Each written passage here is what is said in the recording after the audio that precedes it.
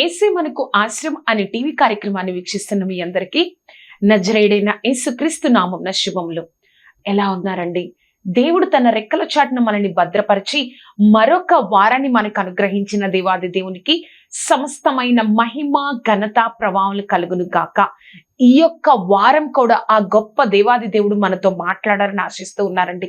ముందుగా మన యొక్క హృదయాలను సిద్ధపరచుకుందాం, ప్రార్థన చేసుకుందాం. సర్వోన్నతుడా, సర్వాధికారి, సర్వశక్తివంతుడా తండ్రి, పరిశుద్ధాత్మ దేవా, నీ గొప్ప కృపా కాపుదల, నీ సన్నిధి ప్రభా మాకు తోడయండి నడిపించి దేవా, నీ కృపతో మమ్మల్ని నింపి సర్వాధికారి తండ్రి, ఆశ్చర్యకరుడా ప్రభా యేసయ్య, గత వారమంతా కాచి కాపాడిన దేవా నీకు వందనాలు.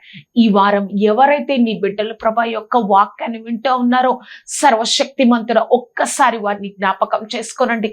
మేమందరము కూడా తండ్రి నీ సన్నిధిని మేము అనుభవించాలి దేవా. ప్రభా నాతో మాతో మా అందరితో నువ్వే మాట్లాడండి. కేవలం నీ నామాన్ని మహిమపరచుకోనండి. నువ్వే తోడేయండి, నడిపించండి.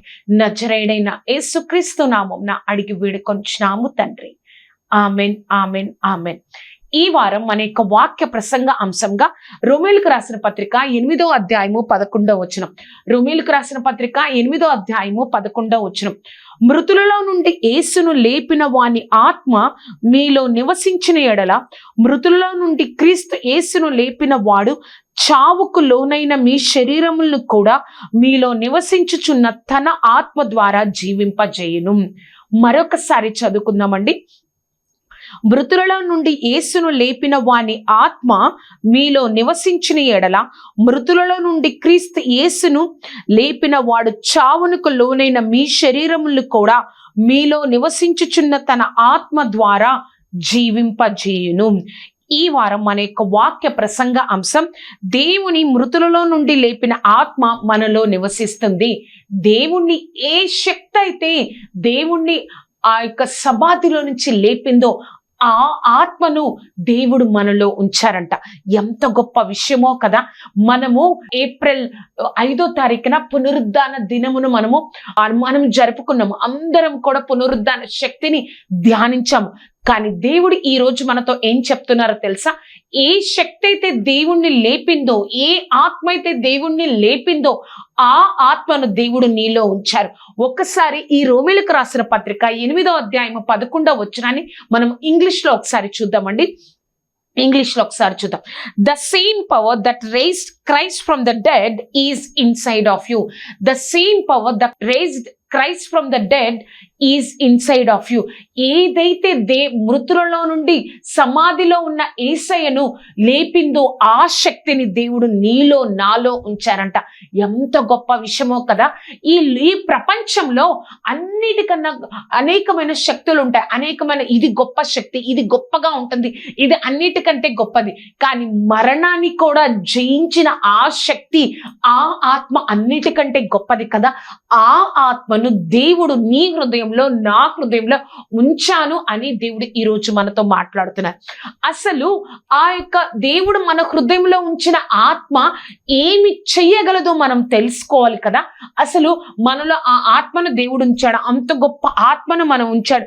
అసలు ఆ ఆత్మ మనలో ఏమి చేయగలదు, ఈ లోకానుసారంగా ఎటువంటి ఆశీర్వాదాలు ఇవ్వగలదో మనము 3 విషయాలలో ఈ రోజు మనం నేర్చుకుందాం.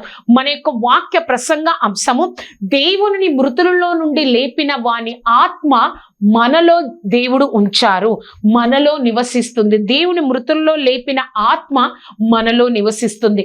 మొట్టమొదటిగా, మృతులలో నుండి దేవుని లేపిన ఆత్మ ఏమి చేయగలదు కదా. మృతులలో నుండి దేవుణ్ణి లేపిన ఆత్మ ఈ లోకంలో మనల్ని ఏ విధంగా నిలబెట్టగలదు, ఏ విధంగా ఆశీర్వదించగలదో మనం చూద్దాం. ఆ విషయాన్ని మనం తెలుసుకుంటే మనలో దేవుడు పెట్టిన ఆత్మ ఎంత గొప్పదో మనం ఇంకా తెలుసుకోగలం, ఇంకా దాని మీద ఆధారపడగలం. ఆ ఫస్ట్ పాయింట్ లో ABCDE చూసినట్లయితే అసాధ్యమైన వాటిని సుసాధ్యం చేస్తుంది. అసాధ్యమైన వాటిని ఈ యొక్క ఆత్మ, దేవుడు ఏదైతే మన హృదయంలో ఉంచారో ఆ ఆత్మ అసాధ్యము అయిన వాటిని సుసాధ్యం చేస్తుంది. ఎఫెసీయులకు రాసిన పత్రిక 3వ అధ్యాయము 20వ వచనం. ఎఫెసీయులకు రాసిన పత్రిక 3వ అధ్యాయము 20వ వచనం. మనలో కార్యసాధకమైన తన శక్తి చొప్పున ఏదైతే దేవుడు ఆ పునరుద్ధాన శక్తిని మనలో ఉంచారో, మనలో కార్యసాధకమైన తన శక్తి చొప్పున మనము అడుగు వాటన్నిటికంటేను ఊహించు వాటన్నిటికంటేను అత్యధికముగా చేయ శక్తి గల దేవుడు కదా. మనలో దేవుడు ఉంచిన ఆ ఆత్మ అడుగు వాటన్నిటికంటేను ఊహించిన వాటన్నిటికంటేను చేయగలిగిన ఆ గొప్ప శక్తి గల ఆత్మ, గొప్ప శక్తి గల దేవుడు అని ఉంది. మనము ఈ లోకంలో ఆశీర్వదింపబడడం అసాధ్యం, ఈ రోగం పోవడం అసాధ్యం, ఈ ఆర్థిక ఇబ్బంది పోవడం మన జీవితంలో అసాధ్యం. వాళ్ళ తాతలు అలానే జీవించారు, వాళ్ళ తండ్రులు అలానే జీవించారు, వీరి యొక్క తరం కూడా ఈ విధంగానే జీవిస్తుంది. ఇంకా వారి మీద ఉన్న శాపము, ఆ యొక్క లేమి, ఆ యొక్క కొరత పోవడం అసాధ్యము. కానీ ఈ యొక్క శక్తి గల ఆత్మ, కార్యసాధకమైన తన ఆత్మను మనలో ఉంచిన దేవుడు అది ఏం చేయగలదో తెలుసా? ఆ ఆత్మ అసాధ్యమైన వాటిని సుసాధ్యం చేసి మన జీవితంలో చూపిస్తుంది. అంత గొప్ప ఆత్మను, అంత గొప్ప శక్తిని దేవుడు, నీ దేవుడు, మన దేవుడు నీలో నాలో ఉంచారు. మనం అనుకుంటాం, అయ్యో ఇంతేనేమో నా జీవితం, ఇంకా చనిపోయే వరకు ఇంతేనేమో, నేను ఇలా ఉన్నాను, నా తర్వాతి తరాలు ఇలా ఉండాలేమో. కానీ మనము ఎప్పుడైతే ఈ యొక్క దేవుడు మృతుల్లో నుంచి లేపిన ఆత్మ మనలో ఉందని గ్రహించి ఆ శక్తి మీద, ఆ ఆత్మ మీద మనము, నువ్వు నేను ఆధారపడతామో, అసాధ్యము అయిన వాటిని సుసాధ్యము చేసి చూపిస్తుంది అని ఆ గొప్ప దేవాది దేవుడు ఈ రోజు మనతో మాట్లాడుతున్నారు. ఆ ఫస్ట్ పాయింట్ లో బి చూసినట్లయితే, పాపము మీద, మరణము మీద అధికారం లేకుండా చేస్తుంది. పాపము మీద, మరణము మీద అధికారం లేకుండా చేస్తుంది. మనము కొన్నిసార్లు ఇటువంటి సాక్ష్యాన్ని మనం వింటా ఉంటాం. అప్పుడు బాగుండేదండి వాళ్ళ జీవితం, కానీ ఇప్పుడు బాలేదు, ఆ స్థితి బాలేదు, ఇంకా స్థితి మళ్ళీ వాళ్ళకి పూర్వ స్థితి రాదు. అంటే ఆ స్థితి ఎలా ఉంది మన జీవితంలో? ఒక మరణకరమైన స్థితిలోనికి మనం వెళ్ళిపోయాం. అప్పుడు వాళ్ళు బాగా ఉండేవాళ్ళండి, అప్పుడు వాళ్ళు మంచిగా ఉండేవాళ్ళు, వాళ్ళ కుటుంబ పరిస్థితులు, కుటుంబంలో సమాధానం, సంతోషం ఎంతో బాగా ఉండేది. కానీ ఇప్పుడు వారు అందరూ చల్లా చెదరైపోయారు, వారందరూ సమాధానం లేకుండా ఉన్నారు, ఒక కుటుంబంలో ఒక విడిపోయిన తత్వం కలిగి ఉన్నారు అన్న మాటలు. అంటే మన కుటుంబంలో ఒక మరణకరమైన జీవితాన్ని మనం జీవిస్తా ఉన్నాం. అటువంటి మరణకరమైన జీవితమైనా సరే, ఆ యొక్క చివరి స్థితికి వచ్చిన జీవితమైనా సరే, పాపమైనా సరే మన మీద అధికారం లేకుండా చేస్తుంది అని దేవుడు ఈరోజు మనతో మాట్లాడుతున్నారు. 1 కొరింథీయులకు రాసిన పత్రిక 15వ అధ్యాయము 57 వచనాల వరకు. 1 కొరింథీయులకు రాసిన పత్రిక 15వ అధ్యాయము 55 నుంచి 57 వచనాలు. ఓ మరణమా నీ విజయం ఎక్కడ? ఓ మరణమా నీ ముల్లెక్కడ? మరణపు ముల్లు పాపము, పాపముకున్న బలము ధర్మశాస్త్రమే. అయినను మన ప్రభువైన యేసుక్రీస్తు మూలముగా మనము జయమును అనుగ్రహించిన దేవునికి స్తోత్రము కలుగును గాక. అయినను మనకు జయము అనుగ్రహిస్తున్న కదా, మరణము మీద, పాపము మీద అధికారం లేకుండా ఏదైతే దేవుడు మనలో తన యొక్క తిరిగి లేచిన పునరుద్ధాన శక్తి యొక్క ఆత్మను పెట్టారో, ఆ ఆత్మ మనలో పాపానికి మరణానికి మన మీద అధికారం లేకుండా చేస్తుందని దేవుడు ఈ రోజు మనతో జ్ఞాపకం చేస్తున్నాడు.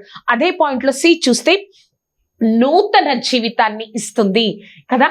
మనము ఎంతో చక్కగా ఉండేవాళ్ళం, కానీ దేవుడికి దూరం అయిపోయాం.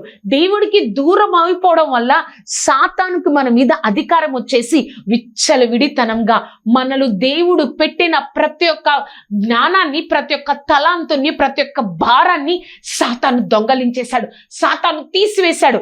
ఆ భారం లేదు, ఆ జ్ఞానం లేదు, ఆ యొక్క నీతి మనలో అస్సలు లేదు.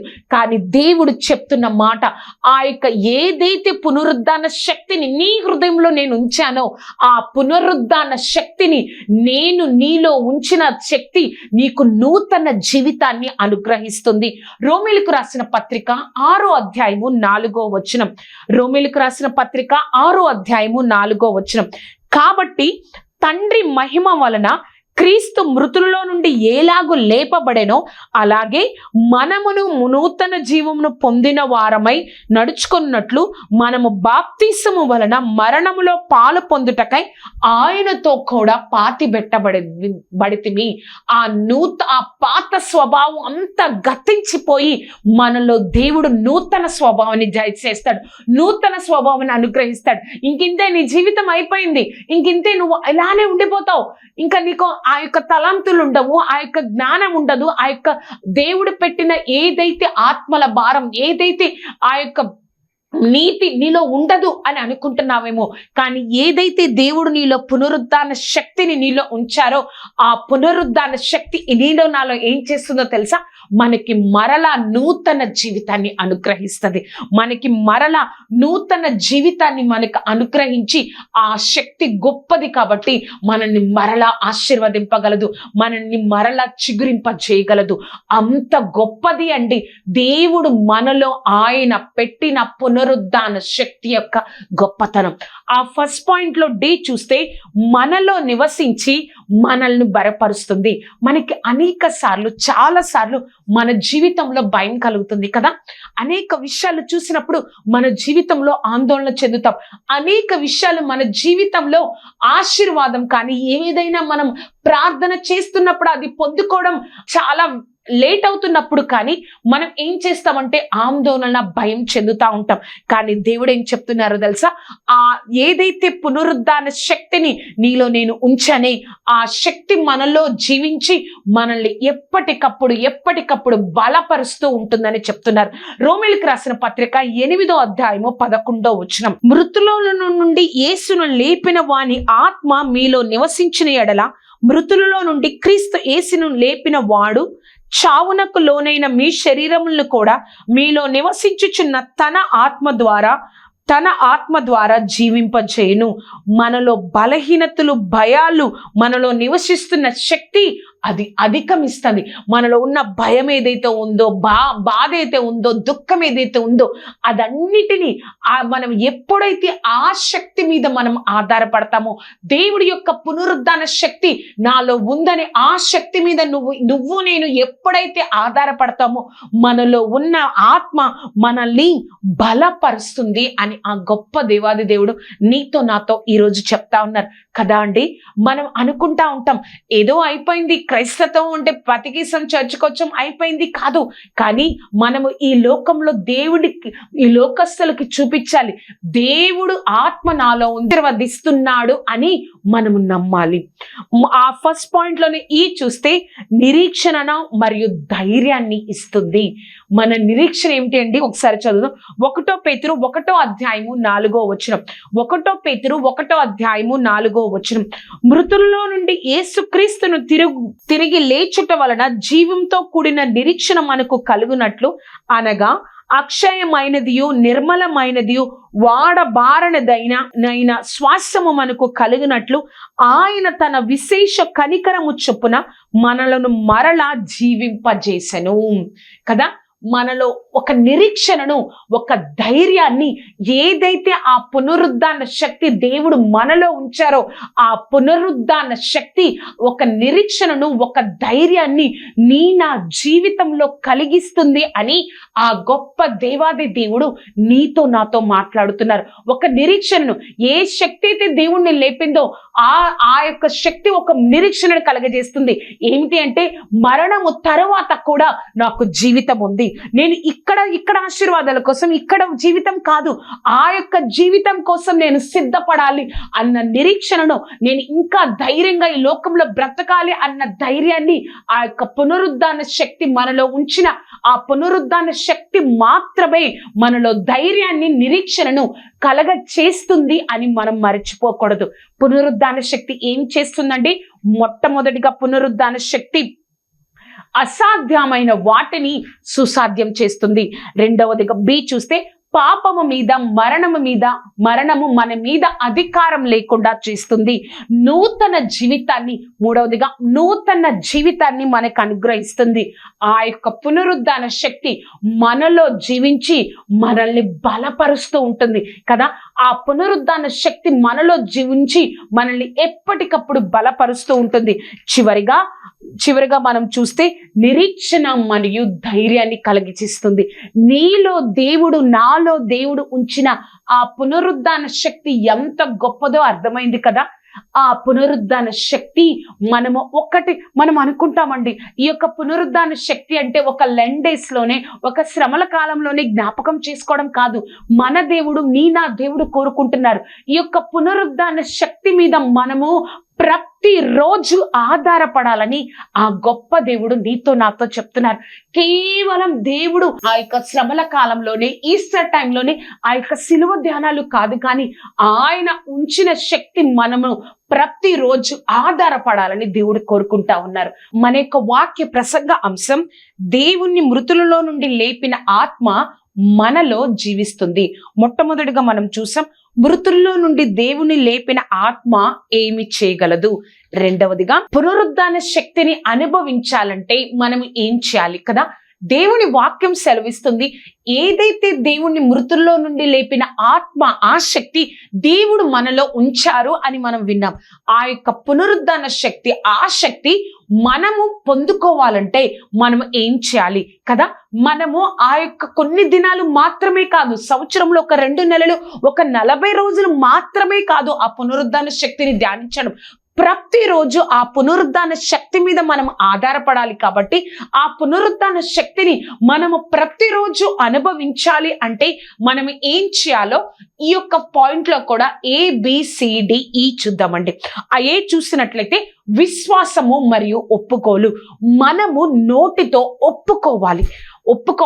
ఆ యొక్క పునరుద్ధాన శక్తిని. రోమీయులకు రాసిన పత్రిక 8వ అధ్యాయము 11వ వచనంలో, దేవుణ్ణి లేపిన వాని ఆత్మ నాలో ఉన్నదని మనము నోటితో ఒప్పుకోవాలి. నోటితో ఒప్పుకోవడమే కాదు, విశ్వసించాలి. దేవుడు ఆ యొక్క పునరుద్ధాన శక్తిని, ఆ దేవుణ్ణి లేపిన ఆ శక్తి నీలో నాలో ఉంచాడు అని మనము విశ్వసించాలి. మొట్టమొదటిగా విశ్వాసము మరియు ఒప్పుకోలు. మనము నోటితో ఒప్పుకోవాలి, మనము విశ్వసించాలి. దానిలోనే బి చూసినట్లయితే సమర్పణ మరియు ప్రార్థన. మన యొక్క బలహీనతలు దేవుడికి పూర్తిగా సమర్పించి, మన యొక్క బలహీనతలు ఏదైతే ఉన్నాయో, మన యొక్క తప్పులు ఏదైతే ఉన్నాయో దేవుని సన్నిధిలో పూర్తిగా ఆ యొక్క సమర్పించి దేవుడికి మనము ప్రార్థన చేయాలి. ప్రతిరోజు ఈ విధంగానే ప్రార్థన చేయాలి. ప్రభా, నా యొక్క బలహీనత వల్ల నేను ఈ విధంగా మాట్లాడాను, నా యొక్క బలహీనత వల్ల నేను ఈ యొక్క చూపులు చూశాను, ఈ విధంగా ఉన్నాను, ఇలా ఉన్నాను అని మన యొక్క బలహీనతలన్నిటినీ దేవుడికి సమర్పించి మనము ప్రార్థన చేయాలి. ఆ దేవాది దేవుడు కోరుకునేది అదేనండి. మన యొక్క బలహీనతలను ఒప్పుకొని మనం ప్రార్థన చేసినట్లయితే ఆ యొక్క దేవుడు మనలో పెట్టిన ఆ పునరుద్ధాన ఆ శక్తిని మనం ప్రతిరోజు మనం అనుభవించగలం. ఆ యొక్క పాయింట్ లో సి చూసినట్లయితే వాక్యాన్ని ధ్యానించాలి. నేను ఒక ప్రశ్న వేస్తానండి, నీతో ఈ యొక్క రోజులో ఒక 24 గంటల్లో ఎవరన్నా నీతో మాట్లాడినప్పుడు ఏం చేస్తావు? వారి మాటలు జ్ఞాపకం చేసుకుంటావు. వారు ఈ విధంగా మాట్లాడారు అని నీకు అర్థమవుతుంది. వారు నాతో ఈ విధంగా మాట్లాడారు, ఇలా మాట్లాడారు, అలా మాట్లాడారని వేరే వాళ్ళు ఎలా మాట్లాడారో వాళ్ళకి చెప్తా ఉంటాం. అలాగే మనం ప్రార్థన చేస్తున్నామంటే దేవుడితో మనం మాట్లాడుతున్నాం. మనం వాక్యాన్ని చదువుతున్నామంటే దేవుడు మనతో మాట్లాడడం కదా. మరి ఆ వాక్యాన్ని చదువుతున్నప్పుడు, దేవుడు నీతో మాట్లాడుతున్నప్పుడు ప్రతిరోజు కూడా ఒక వ్యక్తి మాట్లాడితే నువ్వు ఎలా నెమరు వేసుకొని వేరే వాళ్ళకి చెప్తావో, ఎలా వారి మాటలు గుర్తుంటాయో, మరి వాక్యాన్ని చదివినప్పుడు కూడా దేవుడు నాతో మాట్లాడాడు అని ఆ యొక్క వాక్యాన్ని ఆ రోజంతటిలో నువ్వు జ్ఞాపకం చేసుకుంటున్నావా? ఆ వాక్యాన్ని నువ్వు ధ్యానిస్తున్నావా? ఆ వాక్యానుసారంగా నేను జీవిస్తున్నావా? దేవుడు మనల్నే ప్రశ్నిస్తా ఉన్నారండి. మనల్నే ప్రశ్నిస్తా ఉన్నారు. వాక్యాన్ని ఏదో చదవాలి కాబట్టి చదవడం కాదు, ఏదో చెయ్యాలి కాబట్టి చేయడం కాదు, వాక్యాన్ని ధ్యానించాలి. ప్రభా, నువ్వు నాతో మాట్లాడవు ఈ మాట ద్వారా, నువ్వు నాతో మాట్లాడవు మాట ద్వారా. ఈ రోజు నేను వాక్యాన్ని చదువుతున్నప్పుడు దేవుడు నాతో ఈ వాక్యం ద్వారా మాట్లాడారు.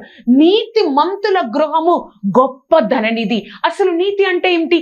ఈ విధంగా నీతి అంటే దేవుడితో మంచి యొక్క ప్రవర్తన కలిగి ఉండడం, దేవుడితో మంచి ఆ యొక్క రిలేషన్షిప్ కలిగి ఉండడం, అందరికీ న్యాయంగా, అందరి ఎదుట న్యాయంగా ప్రవర్తించడం. ఆ విధంగా నేను నేర్చుకున్నాను కదా అని ప్రతిరోజు ఏదైతే నువ్వు వాక్యాన్ని చదివావో వాక్యాన్ని ధ్యానించుకుంటా ఉండాలి. దేవుడు నీతో మాట్లాడినప్పుడు ఆ మాటను నువ్వు మర్చిపోకూడదు కదా. ఒక మనిషి నీతో నువ్వు అప్పుడు అలా మాట్లాడావు కదా అని అంటాం కదా. ప్రతిరోజు మనం వాక్యాన్ని చదివినప్పుడు ఆ వాక్యం మనకి ఎందుకు గుర్తుండట్లేదు అంటే, మనం ఏదో చదవాలి కాబట్టి చదివేసాం, అయిపోయింది, ఏదో చదవాలి, చదవకపోతే ఎలాగా అన్నట్లు కాదు. దేవుడు నాతో మాట్లాడుతున్నారు అన్న జ్ఞానము కలిగి మనం వాక్యాన్ని ధ్యానించాలి. ఆ సెకండ్ పాయింట్ లో డి చూస్తే మనస్సును పునరుద్ధరించుకోవాలి. Renew your mind. మనస్సును పునరుద్ధరించుకోవాలి కదా. మనలో ఉన్న భయాలను, మనలో ఉన్న ఓటమిని తీసివేసి దేవుని యొక్క ఆత్మ నాలో ఉంది, నేను ఆ భయాన్ని జయించగలను, ఆ ఓటమిని నేను జయించగలను, దేవుడు నాకు విజయం చేస్తాడు. ఆ యొక్క ధైర్యం మనకి ఎప్పుడొస్తుందో తెలుసా? ఎప్పుడొస్తుందంటే మనం ఉదయం నుంచి సాయంత్రం వరకు రీల్స్ చూసినప్పుడు కాదు, ఉదయం నుంచి సాయంత్రం వరకు యూట్యూబ్లో షార్ట్స్ చూసినప్పుడు కాదు, కానీ మనం ఎప్పుడైతే ప్రార్థన చేస్తామో, ఎప్పుడైతే వాక్యాన్ని చదువుతామో ఆ యొక్క ఆత్మ మన జీవితంలో పనిచేస్తుంది. కాబట్టి మన మనసు పునరుద్ధరించబడడం మనం చూస్తాము. అప్పుడు మన మైండ్ రిన్యూ అయిపోతా ఉంటది. మనం ఈ ఓటమికి, ఈ లోకంలో ఉన్న భయాలకి మనం కృంగిపోము. కానీ ఎప్పుడైతే మనం ఆ మనస్సును పునరుద్ధరించుకుంటామో, ఎప్పుడైతే వాక్యం మీద, ప్రార్థన మీద మన హృదయాల్లో ఉంచుకుంటామో ఆ మనసు పునరుద్ధరించబడుతుంది. కాబట్టి దేవుడు ఆయన యొక్క ఆత్మను నాలో పెట్టారు కాబట్టి ఆ ఆత్మ నీతో మాట్లాడుతూ ఉంటది. ఎప్పుడు నువ్వు నేను ప్రార్థన వాక్యాన్ని చేస్తా ఉన్నప్పుడు. ఆ సెకండ్ పాయింట్ లో డిఈ చూసినట్లయితే ఆత్మను అనుసరించి జీవించడం కదా. మనలో దేవుడు ఆయన యొక్క గొప్ప ఆత్మను, ఏదైతే పునరుద్ధాన శక్తి ద్వారా దేవుడు లేపాడో ఆ యొక్క ఆత్మను దేవుడు మన హృదయంలో ఉంచారు అని మనం తెలుసుకున్నాం కదా. ఆ ఆత్మను దేవుడు ఎప్పుడైతే పెట్టారో ఆ యొక్క ఆత్మ మనతో ఉండాలి అంటే ఆత్మను అనుసరించి నువ్వు నేను జీవించాలి. అంటే ప్రార్థన చేయాలి, వాక్యాన్ని చదవాలి, పరిచర్యలో ఉండాలి, సంఘంతో కలిసి జీవించాలి కదా. ఇవన్నీ మనం చేసినట్లయితే ఆ యొక్క పునరుద్ధాన శక్తిని మనము కొన్ని రోజులు మాత్రమే కాదు, కానీ ప్రతిరోజు ఆయన యొక్క శక్తిని మనం అనుభవించగలం. మొట్టమొదటిగా విశ్వాసము, ఒప్పుకోలు. రెండవదిగా మనము సమర్పణ కలిగి ప్రార్థన చేయాలి. మూడవదిగా వాక్యాన్ని ధ్యానించాలి. నాలుగవదిగా మనస్సును పునరుద్ధరించుకోవాలి. చివరిగా ఆత్మను అనుసరించి మనం జీవించాలి. ఇప్పుడు అర్థమైంది కదా అండి. ఆ పునరుద్ధాన శక్తి, దేవుడు ఏ శక్తి అయితే నీలో నాలో దేవుడు పెట్టి ఉన్నారో ఆ శక్తి ఏమి చేయగలదో చూసాము. ఆ శక్తిని నువ్వు నేను ఎలా పొందుకోగలమో మనం చూసాం. ఇప్పుడు మనకి దేవుడు ఆ యొక్క చాయిస్ని మనకి వదిలేస్తున్నారు. నువ్వు ప్రతిరోజు ఆ శక్తిని పొందుకోవాలంటే ఎలా చేయాలో దేవుడు చెప్పారు. ఆ శక్తి ఏమి చేయగలదో దేవుడు చెప్పారు. కాబట్టి నువ్వు నేను ఏమి చేయాలంటే ప్రతిరోజు ఆ శక్తి మీద ఆధారపడితే ఈ లోకంలో నువ్వు నేను ఆశీర్వదింపకుండా దేవుడు వదిలిపెట్టడు. ఈ లోకంలో నిన్ను నన్ను దేవుడు ఆశీర్వదించకుండా వదిలిపెట్టను అని ఈ రోజు నీతో నాతో మనతో దేవుడు, ఆ దేవాది దేవుడు మనతో మాట్లాడుతున్నారు కదా. నిజంగా ఈ పునరుద్ధాన శక్తి మనలో ఉందని గ్రహించి ఆ విధంగా జీవిస్తే నిన్ను చూసిన ప్రతి ఒక్కరు దేవుడే నిన్ను ఆశీర్వదించారు అన్న సాక్ష్యాన్ని పొందుకుంటా. అది ఎంత గొప్ప సాక్ష్యం అంటే, నీ పేరు కన్నా ముందు నిన్ను నన్ను చూసినప్పుడు ప్రతి ఒక్కరూ చెప్తారండి. దేవుడు ముందుగా దేవుడు పేరు చెప్పిన తరువాత నీ పేరు చెప్తారు. అది ఎంత గొప్ప సాక్ష్యమో కదా. ఆ సాక్ష్యాన్ని దేవుడు నీకు నాకు ఇవ్వాలని ఆ పునరుద్ధాన శక్తిని దేవుడు నీలో నాలో ఉంచారు. ఆ పునరుద్ధాన శక్తి ఎంతో గొప్పది. ఆ శక్తి మీద దినదినము ఆధారపడి మనం దేవుణ్ణి తెలుసుకోండి అని చెప్పడమే కాకుండా మన జీవితాలు చూసి కూడా అనేక మంది దేవుడి దగ్గరికి రావడానికి ఒక అవకాశం ఉంది. కాబట్టి ఆ శక్తి మీద నువ్వు నేను ఆధారపడదామండి. ఆ శక్తితో మనం నింపబడదాం. ప్రతిరోజు ఏ విధంగా ఉంటే మనం ఆ శక్తిని అనుభవించగలమో కూడా దేవుడు చెప్పాడు. కాబట్టి మనం అలక్ష్యంగా ఈ యొక్క మాటను మనం తీసుకోకూడదు. అలక్ష్యంగా ఏముందిలే అనుకోకూడదు. ఆ పునరుద్ధాన శక్తి మీద నువ్వు నేను ఆధారపడదాం. ప్రార్థన చేసుకుందాం. సర్వోన్నతుడా, సర్వాధికారి, సర్వశక్తిమంతుడా, నీ గొప్ప సన్నిధి, కాపుదల, భద్రత దయచేసి దేవా, నీ కృపతో నింపి దేవా, నాతో మాట్లాడిన విధానాన్ని బట్టి నీకు వందనాలు ప్రభా. ఏ శక్తి అయితే ప్రభా నిన్ను ఆ యొక్క మృతులలో నుండి లేపిందో ఆ యొక్క ఆత్మను మా హృదయాలలో నువ్వు ఉంచావు కదా దేవా. ఆ శక్తి మీద మేము ఆధారపడడానికి సహాయమును దయచేయండి. నీ కృపతో నింపబడడానికి సహాయమును దయచేయండి. నీ గొప్ప కార్యం జరిగించు దేవాది దేవా. తండ్రి పరిశుద్ధాత్మ దేవా, నీ కృపా రెక్కల క్రింద భద్రపరచయ్యా, వర్ధిల్లింప చేయి దేవా. తండ్రి మాతో మాట్లాడిన దేవా, ఆ శక్తి మీద ఆధారపడడానికి మేము ప్రతి దినము ప్రయాసపడడానికి మాకు సహాయం దయచేయండి. నీ కృపలో వర్ధిల్లింప చేయండి. నీ నామాన్ని మహిమపరచుకో దేవా. నీ గొప్ప కార్యాన్ని జరిగించు దేవా. సర్వశక్తిమంతుడా, నువ్వు తోడేయండి, నడిపించు దేవా. వర్ధిల్లింప చేయి దేవా. మాతో మాట్లాడినందుకు వందనాలు. నీ గొప్ప కార్యం జరిగించినందుకు వందనాలు తండ్రి. ప్రతి ఒక్కరూ ఆ పునరుద్ధాన శక్తి మీద ఆధారపడి నువ్విచ్చే గొప్ప ఆశీర్వాదాన్ని పొందుకోవడానికి మాకు సహాయమును దయచేయండి. నువ్వే వర్ధిల్లింప చేయండి. నీ గొప్ప కృపను అనుగ్రహించండి. నీ నామాన్ని మహిమపరచుకోనండి. మాతో మాట్లాడినందుకు వందనాలు. నీ నామాన్ని ఘనపరుచుకున్నందుకు వందనాలు. నజరేయుడైన యేసుక్రీస్తు నామమున అడిగి వేడుకొంచున్నాము తండ్రి. ఆమేన్, ఆమేన్, ఆమేన్. ఈ యొక్క కార్యక్రమం మీకు ఆశీర్వాదకరంగా ఉన్నట్లయితే మీ యొక్క స్నేహితులకు, బంధువులకు ఈ యొక్క కార్యక్రమాన్ని పరిచయం చేయండి. అంతేకాదు నా గురించి, ఈ కార్యక్రమం గురించి ప్రార్థన చేయండి. పునరుద్ధాన శక్తిని మనం కొన్ని రోజులు మాత్రమే కాదు కానీ జీవితంలో ప్రతిరోజు అనుభవించాలని ఆ దేవాది దేవుడు కోరుకుంటున్నాడు. కాబట్టి మనము ఆ శక్తి మీద ఆధారపడదాం. ఆయన ఇచ్చే ఆత్మీయ ఆశీర్వాదాలు మాత్రమే కాకుండా ఈ లోక ఆశీర్వాదాలతో మనం నింపబడతాం. దేవుడు మిమ్మల్ని దీవించును గాక. ఆమేన్, ఆమేన్, ఆమేన్.